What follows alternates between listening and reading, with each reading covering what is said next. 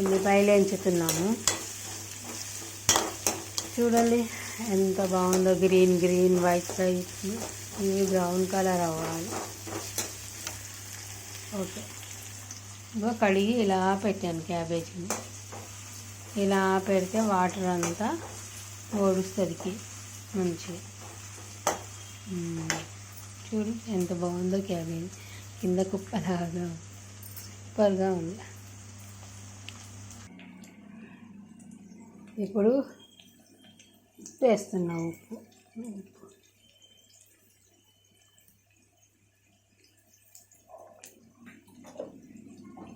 ఇప్పుడు కొంచెం మాడుగా ఉంది కదా, మరి మాడకుండా ఇలా మధ్యగా బ్రౌన్ కలర్ చేంజ్ అయింది, బ్రౌన్.